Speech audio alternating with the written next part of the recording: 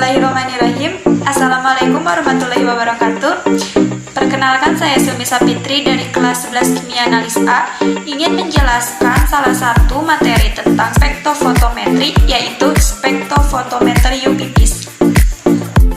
Sebelum kita membahas mengenai spektrofotometer UV-Vis, kita harus tahu dulu apa sih spektrofotometri itu. Nah, yang dimaksud dengan spektrofotometri ialah suatu metode analisis kuantitatif. Kuantitatif itu jumlah atau nilai yang didasarkan pada pengukuran serapan sinar. Jadi tentu di sini berhubungan dengan cahaya yang bersifat monokromatis pada panjang gelombang tertentu. Sekarang kita akan membahas mengenai spektrofotometer UV-Vis.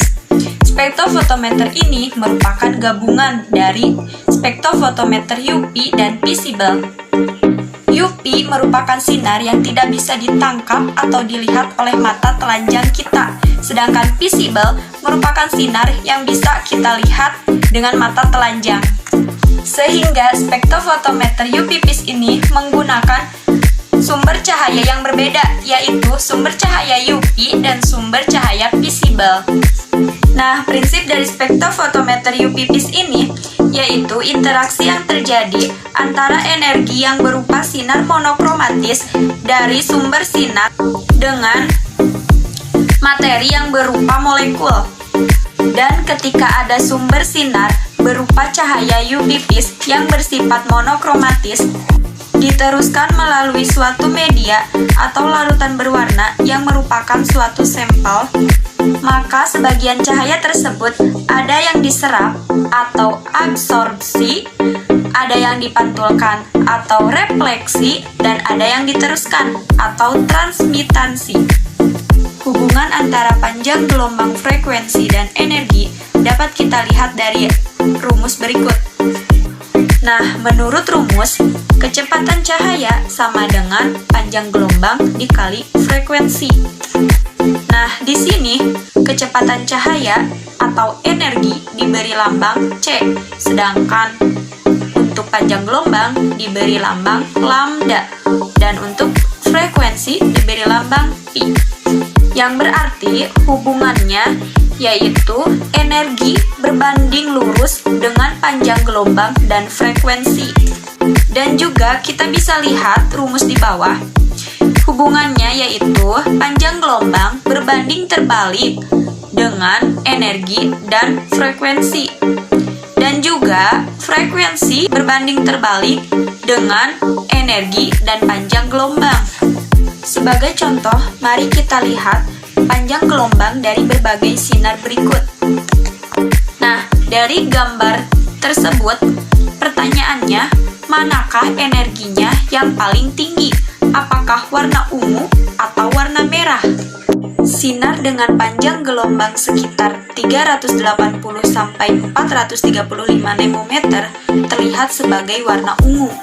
Sedangkan warna merah mempunyai panjang gelombang sekitar 625 sampai 740 nanometer.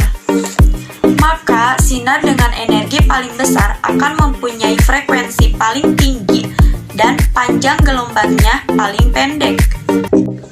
Oleh karena itu, sinar ungu yang mempunyai panjang gelombang 380 nanometer merupakan panjang gelombang lebih pendek, frekuensinya lebih besar, sehingga energinya lebih besar. Nah, sekarang ada yang dinamakan dengan hukum Lambert-Beer. Perhatikan gambar berikut. Jika suatu berkas sinar melewati suatu medium homogen, sebagian dari sinar datang atau I0 akan diabsorpsi dan sisanya akan ditransmisikan atau IT, dan ada yang dipantulkan atau refleksi, tetapi yang dipantulkan diabaikan. Laju serapan sinar akan berbanding lurus dengan intensitas sinar tersebut yang biasa disimbolkan dengan I.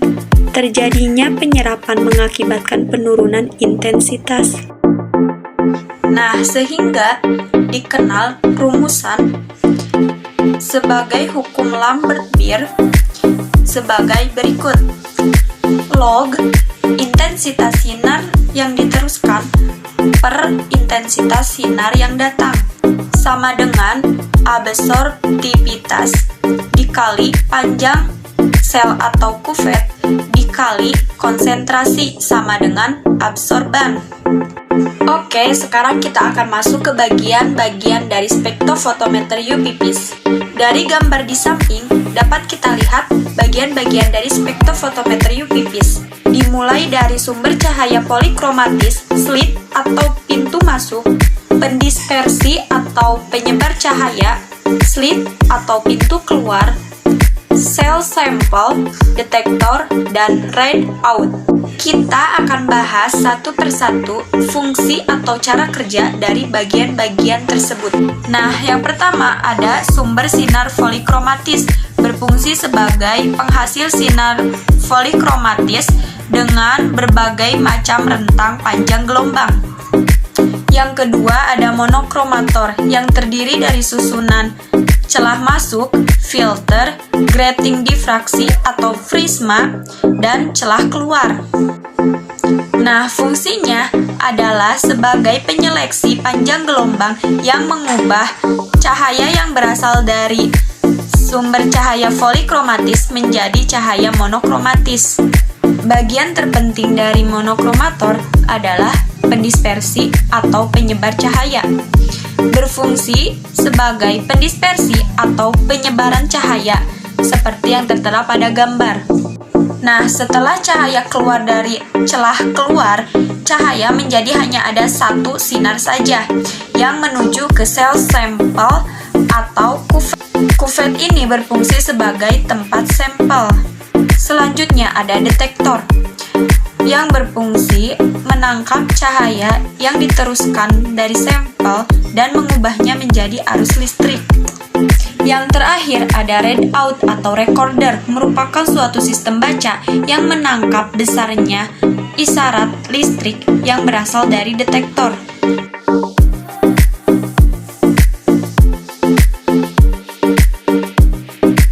Dan pada pembahasan terakhir ada penentuan kadar analit atau preparasi sampel. Merupakan proses yang harus dilakukan untuk menyiapkan sampel sehingga siap untuk dianalisis menggunakan instrumen yang sesuai. Nah, sampel yang diuji dengan spektrofotometri merupakan sampel sebenarnya, bukan sampel simulasi. Oleh karena itu, sebelum dilakukan pengujian, sampel perlu dilakukan preparasi terlebih dahulu. Khusus untuk pengukuran kadar analit dengan spektrofotometer visible, selain cair dan bebas pengotor, sampel harus berwarna. Untuk pengukuran daerah visible, sampel uji dikondisikan agar berwarna dan stabil. Oleh karena itu, perlu ditambahkan zat tertentu agar membentuk ion kompleks yang berwarna. Sedangkan untuk pengukuran di daerah UV tidak perlu berwarna. Nah, di sini ada jenis-jenis preparasi sampel untuk pengujian metode spektrofotometer.